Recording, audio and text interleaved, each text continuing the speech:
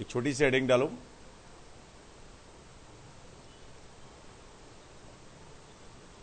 Components of vectors, components of vectors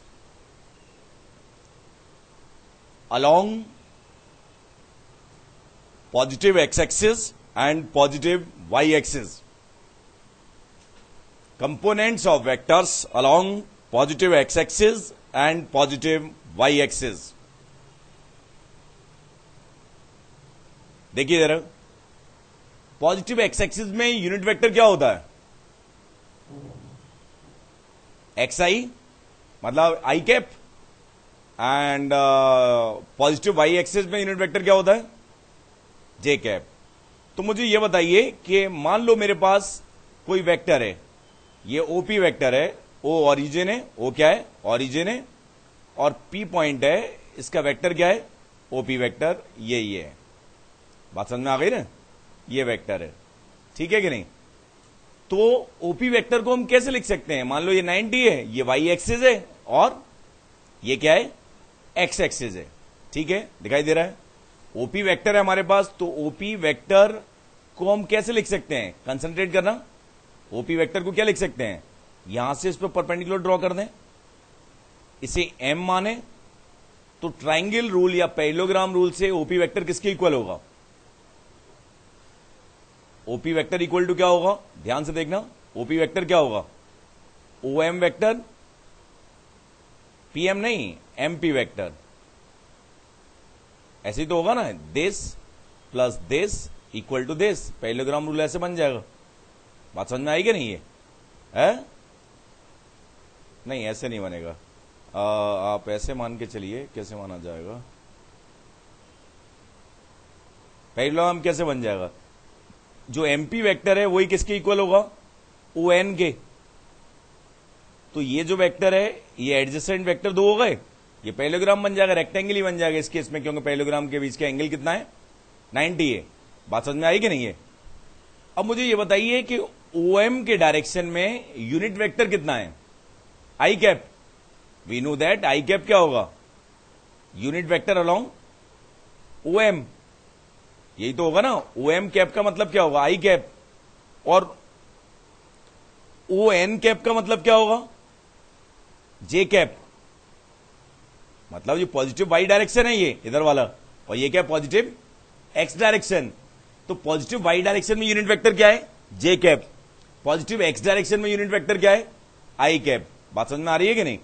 तो मुझे ये बताओ, ये दोनों वेक्टर पैरेलल हैं, ओ एन और एमपी पैरेलल हैं कि नहीं?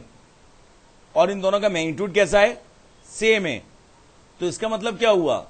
एमपी डायरेक्शन में भी यूनिट वेक्टर क्या होगा? एमपी कैप भी कितना होगा? जे कैप। बात समझ में आई ना? अब ढंग से सुनना, अगर मेरे पास ओएम लेंथ कितनी है? ओएम लेंथ कितनी है? एक्स है, ठीक है कि नहीं? ओएम लेंथ कितनी है? एक्स है। और एमपी लेंथ कितनी है? MP equal to O N equal to कितना है? वाई, ठीक है ना? तो ओएम वेक्टर कितना होगा मेरे पास? ओएम वेक्टर कितना होगा बताइए? ओएम वेक्टर कितना होगा? ओएम लेंथ इनटू उसके डायरेक्शन में यूनिट वेक्टर, तो कितना आ जाएगा? एक्स आई कैप होगा कि नहीं? और ओ एन वेक्टर कितना आएगा? ओ एन वेक्टर या एमपी वेक्टर कितना आएगा? Y J cap. इसमें कोई डाउट? ठीक है कि नहीं? वैसे भी हम जानते हैं, अगर पी के कोऑर्डिनेट्स क्या है? एक्स कॉमा वाई है, तो इसका मतलब क्या है? ये लेंथ एक्स है ओ एम, और एमपी कितनी है?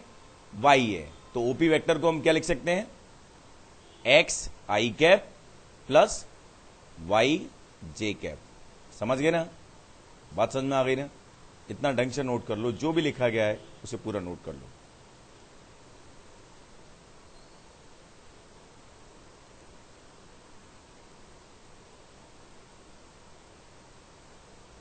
समझ आ गया ना ये?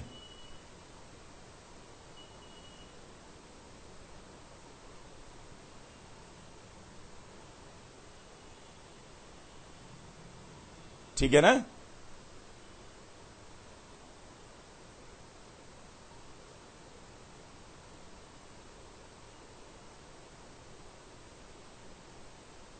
मतलब सिंपली लेकिन कन्वेंशनल है, याद भी करना है। अगर किसी पॉइंट के कोऑर्डिनेट एक्स कॉमा वाई है तो वो ओरिजिन है, तो ओपी वेक्टर हम क्या लिख सकते हैं, एक्स आई प्लस वाई जे। ये पॉजिटिव भी हो सकते हैं, नेगेटिव भी हो सकते हैं, कैसे भी हम इसे अप्रोच कर सकते हैं। बात समझ में आ गई कि नहीं? अब ढंग से नोट कर लो। एक्स आई कैप को हम क्या कहते हैं, vector component of OP along positive X axis. लिख लो X I cap. X I cap का नाम क्या होता है, vector component of OP along positive X axis.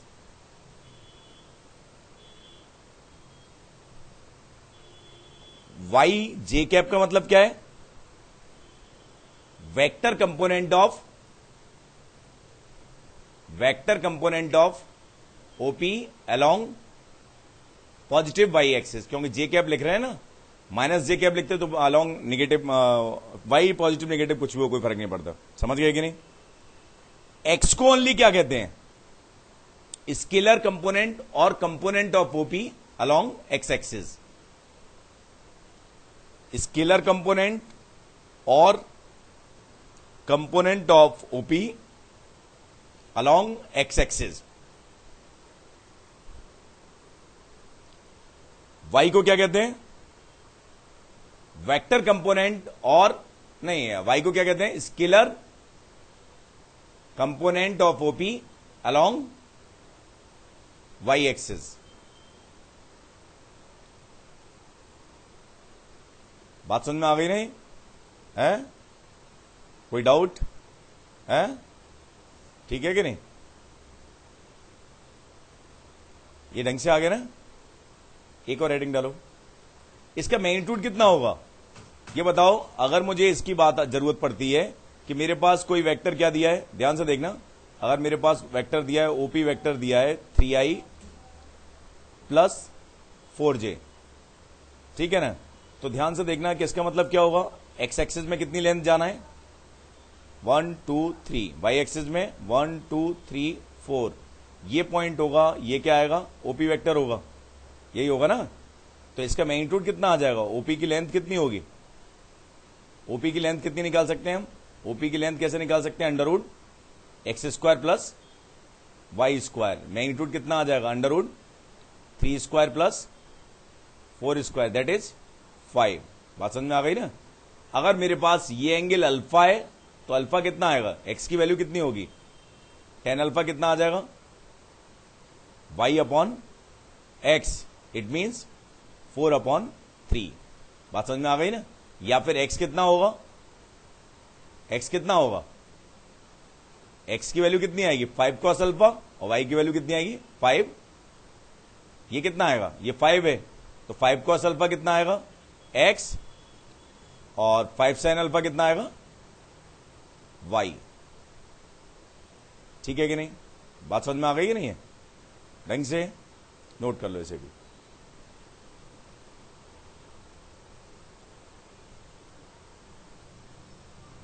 ठीक है ना? अब ध्यान से लिखना, एक और लिखो heading, component of given vector, component of given vector in given direction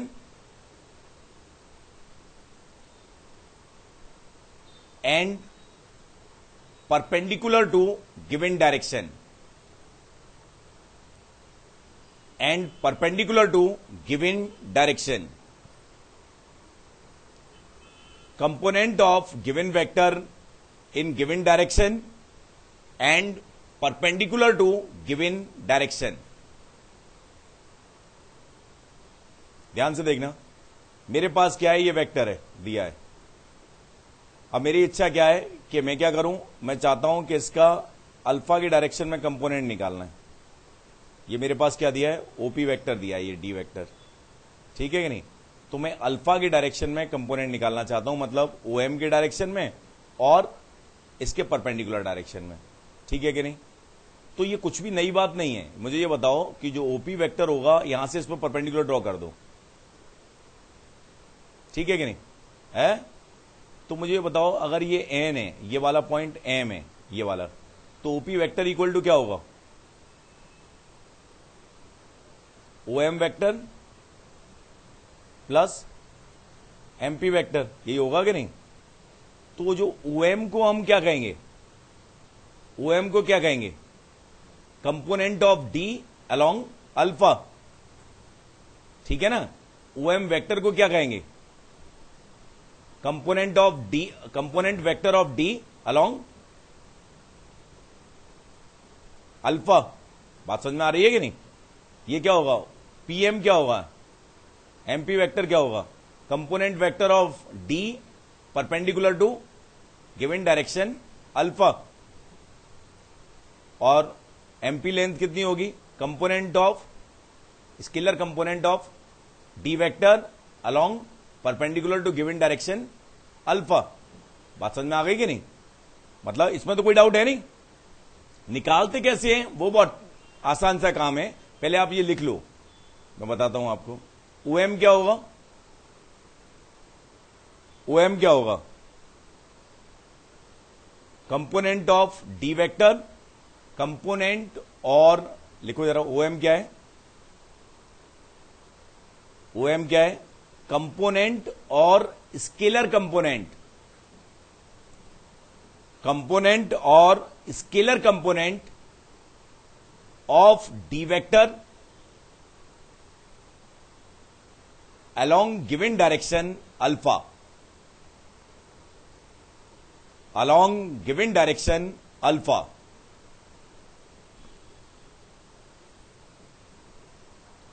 ठीक है ना? ओएम वेक्टर क्या होगा? ओएम वेक्टर क्या होगा? Vector component of D vector along alpha, vector component of D vector along alpha. बात समझ में आ गई ना? O M length into O M cap unit vector. MP vector क्या होगा? Vector component of D vector, vector component of D vector along perpendicular to given direction alpha, along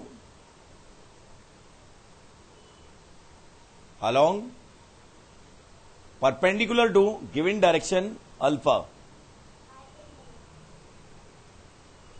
बात समझ में आई कि नहीं? एमपी क्या होगा? स्केलर कंपोनेंट और component of OP, scalar component, scalar component और कंपोनेंट ऑफ ओपी वेक्टर, नहीं क्या लिखा? स्केलर कंपोनेंट और कंपोनेंट ऑफ ओपी वेक्टर या D vector along the direction perpendicular to given direction. बात समझ में आ गई ना? अब ध्यान से सुनना, निकालना बहुत आसान होता है। अगर मुझे ओएम लेंथ निकालनी है तो ये कितना आएगा? आप ये बताओ।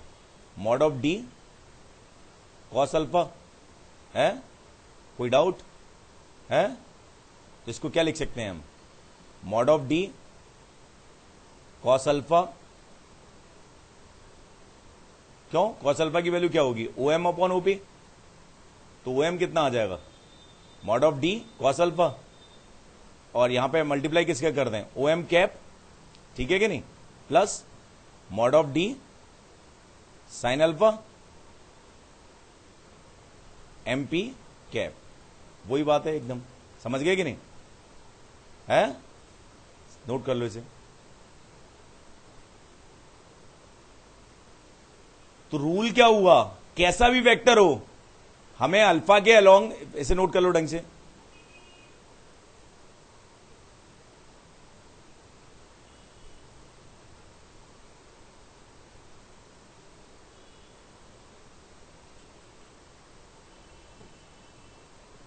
Mod of D cos alpha, फिर ये तो मेन लेंथ आई, लेकिन ओ एम कैप क्या इसमें क्या मल्टीप्लाई कर दिया, unit vector along O M. O M vector क्या होगा, O M length into O M cap, सही है कि नहीं, वही तो किया ओ एम कैप का। इसके बाद एमपी लेंथ कितनी होगी, mod of D sine alpha into MP cap, unit vector along that direction. समझ आया। अब रूल क्या है, रूल तो बहुत आसान है, कभी भी किसी वेक्टर का कैसा भी है, हमें अल्फा के अलोंग क्या निकालना है, प्रोजेक्शन निकालना है। तो अल्फा की तरफ ले गए तो ये अल्फा के अलोंग होगा और ये क्या होगा उसके परपेंडिकुलर। तो अल्फा के अलोंग जो प्रोजेक्शन होता है, अगर ये डी वेक्टर है, ये अल्फा है, तो ये वाली लेंथ कितनी आती है, mod of D cos alpha. Alpha के अलोंग प्रोजेक्शन क्या होता है, mod of D cos alpha, और उसके परपेंडिकुलर प्रोजेक्शन कितना होता है, mod of D sine alpha. बात समझ में आ गई कि नहीं। वैसे ध्यान भी रखना है, अल्फा के अलोंग प्रोजेक्शन कितना आएगा, mod of D cos alpha, और उसके परपेंडिकुलर प्रोजेक्शन कितना आएगा, mod of D sine alpha. अगर हमें वेक्टर कंपोनेंट निकालना है तो इसके डायरेक्शन का क्या मल्टीप्लाई कर देंगे, यूनिट वेक्टर। बात समझ में आ गई ना, कोई डाउट, ढंग से आ गया ना है? मतलब अल्फा के डायरेक्शन में प्रोजेक्शन कितना होता है, mod of D cos alpha scalar, और वेक्टर चाहिए तो उसके यूनिट का हम क्या कर देंगे, मल्टीप्लाई। बात समझ में आ गई, कोई डाउट है, ठीक है ना, सही तरह से आ गया। जैसे हम यहां तक कोई डाउट है, ठीक है ना। तो दोबारा से रिपीट कर रहा हूं मैं, अगर हमें ओपी वेक्टर है और उसका पॉजिटिव एक्स एक्सिस के अलोंग प्रोजेक्शन कितना है, एक्स है, और पॉजिटिव वाई एक्सिस वाई है, तो हर ओपी वेक्टर को हम क्या लिख सकते हैं, x I cap plus Y J cap, और एक्स को क्या कहते हैं, एक्स एक्सिस को क्या कहते हैं, वो एक्स कंपोनेंट, और वाई को वाई कंपोनेंट। बात समझ में आ गई ना। और कभी किसी वेक्टर का अल्फा के अलोंग प्रोजेक्शन निकालना है तो वो क्या आएगा, mod of D cos alpha, और उसके परपेंडिकुलर डायरेक्शन में प्रोजेक्शन निकालना है तो वो कितना आएगा, mod of D sine alpha. समझ गए, कोई डाउट।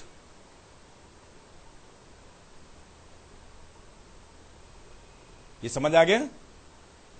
अगर मेरे पास कोई वेक्टर है, एक्स वेक्टर है, ये 3i प्लस 7j है, तो इसका मैग्नीट्यूड कितना होगा, अंडरवुड 9 प्लस 49, ठीक है कि नहीं। और पॉजिटिव एक्स एक्सिस से अगर एंगल अल्फा है तो टेन अल्फा कितना होगा, 7/3। इसमें कोई दिक्कत नहीं है ना, चलो ठीक है।